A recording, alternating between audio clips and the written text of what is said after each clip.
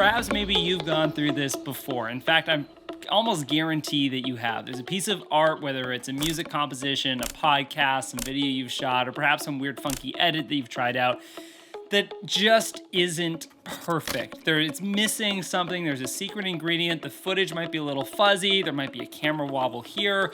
It just doesn't look the way you want to. You've almost set this sort of internal standard in your head, and it just hasn't hit that.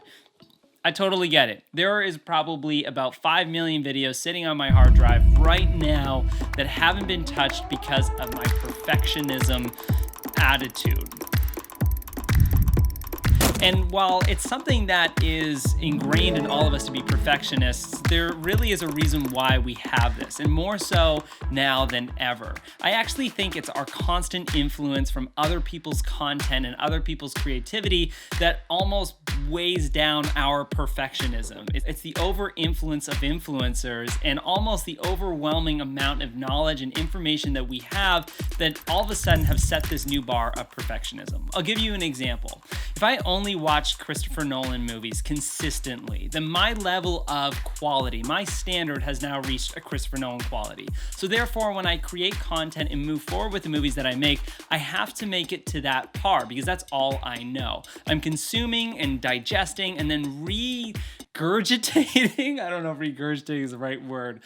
But basically, I'm pumping out the stuff that I've taken in. And if my work does not reflect that of what I've consumed, well then therefore it isn't perfect and I'm not just gonna show anybody. And this is the problem that I think a lot of us creatives have. We overconsume certain types of content and undervalue our own because the stuff that we've consumed is sort of setting the tone, it's setting the bar, it is setting the standard. So in today's video, I want to talk about how to sort of break that down, sort of how to rewire your perception of perfectionism and your viewpoint of your quality, the quality of content that you make.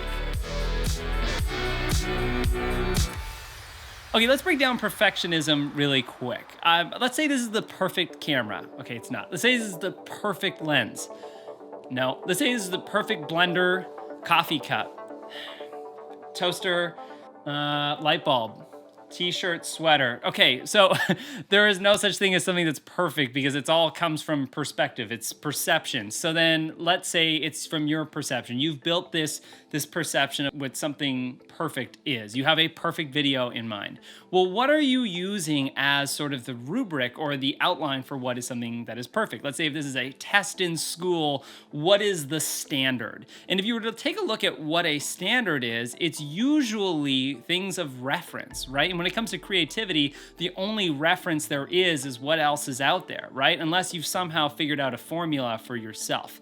And this is where I want us to sort of both look at what our standards are. I keep bringing up standards or what our bar is because at the end of the day, this is one tool that is actually interchangeable. It's fixable. It's how you can adjust your perfectionism. And then you can look at your content, compare it to a million other people's, and then go like, oh, my stuff's actually totally fine because it's its own work of art. It's reached its own standard. I'm a huge fan of filmmaker Matt Diavelli. I watch a lot of his videos and get continually inspired by the content that he pumps out online. I think it's actually some of the sharpest videos that are put out there. So Matt, if you're watching this, I'm so sorry if this feels like it's poking a hole into your wheels. Not at all. What I find is when I overconsume his videos, I then take a look at the stuff that I'm creating. Well, almost spilled that cup.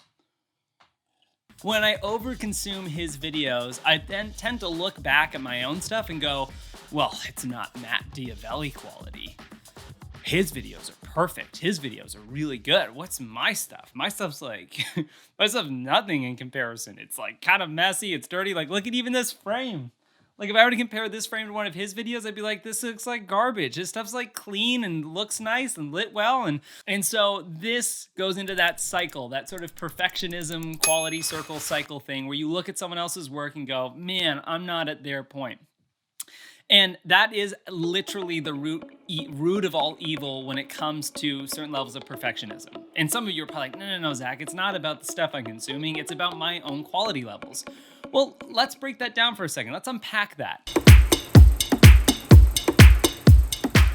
Okay, let's take a look at a filmmaker like Wes Anderson. His shots are completely clean, organized, and I would say a lot of his shots feel like they're perfect. But then if you were to watch his movie even deeper, you would see that, yes, he has these really like still clean shots, but all of a sudden it goes handheld and weird. If you watch Life Aquatic, most of it is kind of like gritty and all over the place. He has created his own style and flavor in his own standard to which he lives in. And then all of a sudden, all of his own movies reference that style. If I were to look at his movie as sort of like the filmmaking guide on how to make my own stuff, I would compare all of the qualities of which my shots are not symmetrical, not perfectly set decked, and not anywhere close to being a Wes Anderson movie.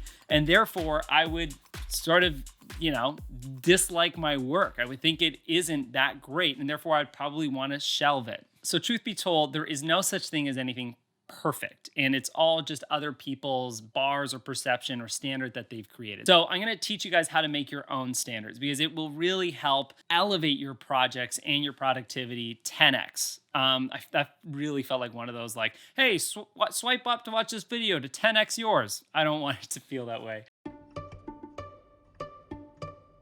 So actually recently I shot this like cool dance video where we shot it in a day. It literally took like 2.5 hours. And I thought, no video can only take 2.5 hours to shoot. It has to take a whole day.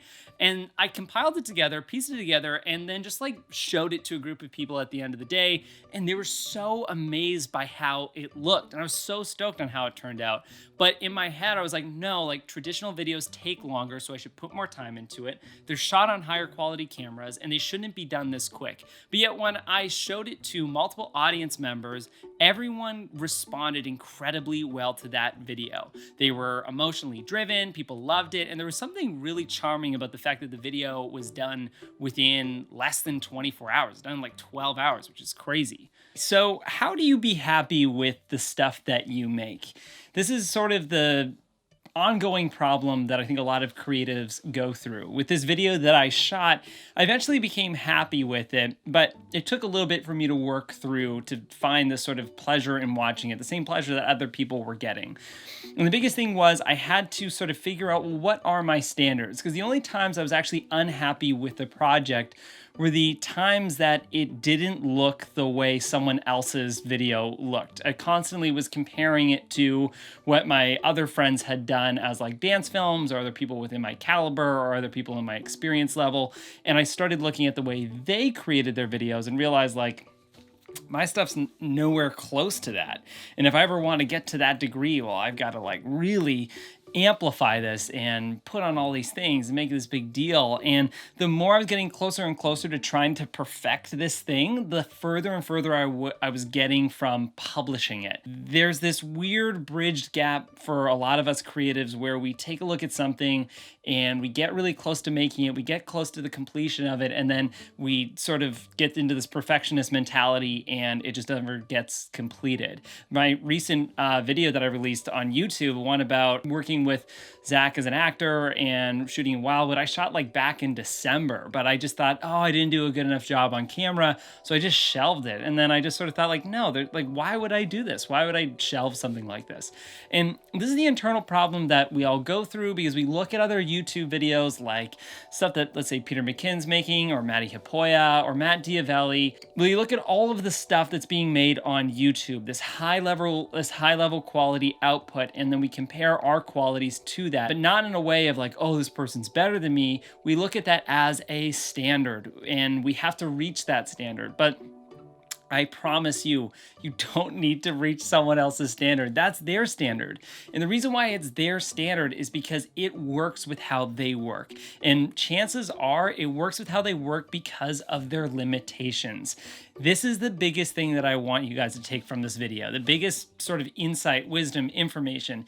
It is limits. Your greatest creative propeller in whatever you're doing is actually what you don't have rather than what you do have. But you're like, wait a minute, what is that, Zach? That makes no sense. I don't fully understand what you're saying. Why am I still watching this video? I want you to take a canvas, for example. Okay, a canvas is a certain dimension. You can't paint outside of the canvas, and there are actually limited canvases you can buy. You can't buy a 28.3 by 17.9 size canvas. You might be able to get it made custom, but chances are there there's set standards for canvases. Another example is Instagram. Instagram has set upload sizes that you can only export to. So it's like 16:9, 4:3, or some other weird square dimensions. You can't go outside of those because the platform doesn't allow it. And instead of creatives being like, well, F that, I'm not publishing on Instagram. Well, I'm sure there's some people who do that. A lot of people follow by that and actually create really unique content that fits really well within the platform. And we see this across cinema, and I've made a completely other video about solving problems and limitations, which you guys can take a look at in the description below. But the fact of the matter is, these limits, these problems, these confines that we have is what makes our stuff unique. Your originality is not looking at someone else's bar that they've set for themselves and you trying to like live that. So if I look at something by Matt Diavelli and I look at his videos and go, oh my God, they're so clean cut. The sound is so good. Mine sounds hollow. It's a lot of reverb. I'm not shooting this in a studio. I'm shooting this in a cottage that I'm living in right now. And I look at those two elements. My video is so different and I dislike it for all of those differences. But then if I were to make a video that looked like his and I perfected it to the point to where it was one of his videos, I would dislike it even more because it would be too similar. So understand that these little weird imperfections within your videos, the imperfections within the stuff that you create, whether it's that podcast, that song, the YouTube video that you're working on, that short film, feature film, music video, or artistic dance film, whatever that is that you're creating, the little errors of imperfection are actually what make it original.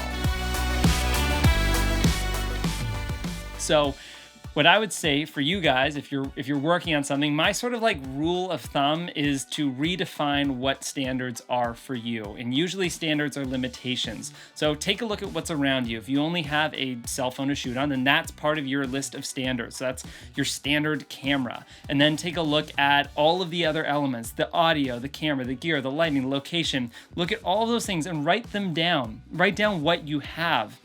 Because far too often we get sort of lost down the YouTube rabbit hole and we look at all the things that we could have, we should have, we want to have that someone else has, and we go, oh, well, I need to have that thing. A filmmaker will say it's not about the camera, it's how you use it, but yet then they'll advertise this really expensive camera that they shoot on.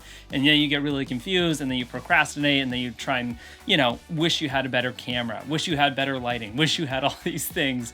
So what I can say from personal experience is the happiest you'll be is when you get to press that publish button and you disregard the perfectionism. Recently, I've compiled together my demo reel and I've pieced together all of this footage that I've shot over the last 3 years. And I'm so proud of what I created. But as soon as I look at it from a perfectionist gaze, there's so many errors within all of the stuff that I've shot that I'm like, ooh, this is cringy. But no one sees that. No one will ever see that. It is only me who sees the weird bump in the camera when I accidentally stood on this weird thing. That's really it. Be an un-perfectionist is the biggest tip of advice I can provide for you guys. It is to disregard that sort of perfectionist mentality, and trust me, you'll get more stuff done. You'll have way more things on your belt completed. And at the end of the day, you really just need to solidify your why. Like, why are you doing these things in the first place? Is it to make the perfect piece of art? Or is it to make something that leaves an impact? There's a great saying in a Macklemore song, which is like, true artists will never be satisfied. And the reality is you'll never be satisfied because you'll always want to perfect something. I have movies that I made recently, and I've made movies, and there's movies that I made that were 10 years ago. I look at both with the same gaze of being, oh, I could have done this, this, this, and this. Get your stuff done, get your stuff completed. Don't look at other people's stuff as a standard or bar. Set your own and get making stuff. I'll see you guys later. By the way, this is all shot in a cottage that I'm currently living in. New video about that coming out. Hit some buttons and you'll be notified of it. Love you guys. That's my towel I used to dry myself with.